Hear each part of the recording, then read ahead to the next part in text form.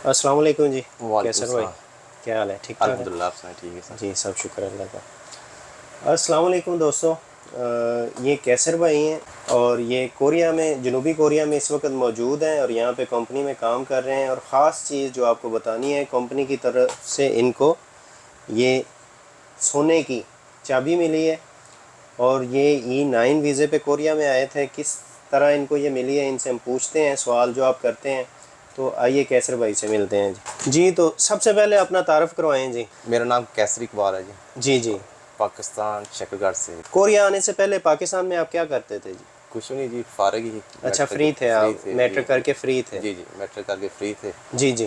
और दोस्तों से पता चला कि कोरिया की क्या कुरानदाजी हो रही है ना, जी, कुरानदाजी हो हो रही रही है है। और ओईसी के थ्रू। ओईसी के थ्रू जी जी। उसमें अप्लाई किया, टेस्ट पास किया।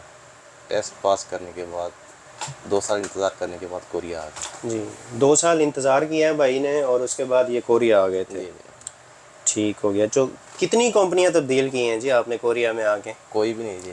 अच्छा, आप फर्स्ट पहली कंपनी में, माशाल्लाह। फर्स्ट कंपनी और लास्ट। पहली कंपनी में अभी तक आपको यहाँ पे 13 साल हो गए जी हैं? जी, 13 साल हो गए 13 फर्स्ट साल कंपनी हो में। गए। जी जी। ठीक हो गया। कैसर भाई साहब को कोरिया में 13 साल हो गए और 13 साल में इन्होंने कोई कंपनी तब्दील नहीं की है, एक ही कंपनी में काम कर रहे थे, जिसकी वजह से इनके मालिक जो हैं वो बहुत ज़्यादा खुश थे इनके काम की वजह से, इनके रवैये की वजह से। और कंपनी में काम करने का तरीका बहुत अच्छा, मालिक को बहुत पसंद आया। और एक ही कंपनी में 13 साल गुजारने की वजह से मालिक ने इनको इनाम दिया है। ये सोने की चाबी है माशाल्लाह जी, जो इन अवार्ड मिला है इनको कंपनी की तरफ से। कोरिया में जो E9 वीज़े पे बंदे आते हैं और कंपनियां तब्दील करते हैं, उनके लिए कोई आपका मैसेज हो, क्या कहना चाहेंगे उनको? उनसे मैं यही कहूँगा कि कोरिया में जब आएँ और मेहनत से काम करें और कंपनी चेंज ना करें। अब माशाल्लाह इनकी सैलरी भी बहुत अच्छी निकलती है, कंपनी में इनकी इज़्ज़त भी है, मालिक इनकी हर बात सुनता है।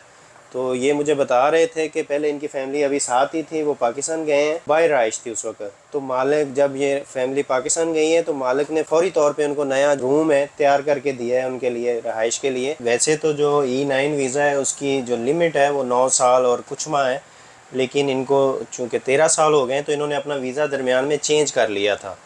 तो वीज़ा इन्होंने E7 चेंज किया था। तो इनसे पूछते हैं कि इन्होंने वीज़ा जो है कैसे तब्दील किया था, कैसे वीज़ा तब्दील किया था आपने? सईद भाई, आपके यूट्यूब चैनल से देखा था वीज़ा चेंज करने की रिक्वायरमेंट जो भी थी आपने बड़ी तफसील से बताई हुई थी, ठीक ना। जी वहाँ पर आपके यूट्यूब चैनल से रिक्वायरमेंट पूरी की और E7 के लिए अप्लाई किया और वीज़ा चेंज हो गया। किस दौर में आपने जो तब्दील किया था? मैं 2020 में चेंज किया और जी आपने 2017 में गाइड करना हमें शुरू कर दिया था। जी जब आपने गाइड करना शुरू किया तो हम अपनी स्टडीज़ शुरू कर दी E7 के लिए, जी। लेवल करना शुरू कर दिए। टॉपिक उसके टॉपिक साबित होगा साबित प्रोग्राम। अंकों के 2017 में आपने गाइड, 16 में मेरा कार्यक्रम शुरू किया था, जी जी लेकिन मैं 17 में आपके यूट्यूब चैनल से देखा और स्टडी शुरू कर दी और 2020 में E7 ले ली। जी। तो वीज़ा इन्होंने जो है रिक्वायरमेंट यूट्यूब चैनल से जो देखी है और फिर इन्होंने स्टडी वो उसी वक्त शुरू कर दी साबित होगा प्रोग्राम के लिए। तो अगर आप भी वीज़ा तब्दील करने का इरादा रखते हैं तो सबसे पहले आपने क्या करना है, साबित होगा प्रोग्राम जो है उसको स्टार्ट करें, स्टडी कोरियन लैंग्वेज सीखें और बाकी पॉइंट्स जो भी हैं उसके पूरे करके तो आप लोग भी तैयारी करें और वीज़ा अपना जो है उसको अपग्रेड करें और अच्छी ज़िंदगी गुजारें कोरिया में। सर ये आपकी मेहरबानी है कि नहीं हमारा जी, वीज़ा चेंज हो गया। ये आपकी मेहनत है भाई, जो नहीं बंदा नहीं, मेहनत आपने करता है। हमें गाइड किया। हाँ जी। आपके यूट्यूब चैनल से हमने अपनी रिक्वायरमेंट पूरी की। मुझे आज भी बहुत दिन याद है जब जी आपका मैंने कॉलम देखा और आपने फेसबुक पर उस टाइम फर्स्ट कॉलम लगाया था मेरा ख्याल में।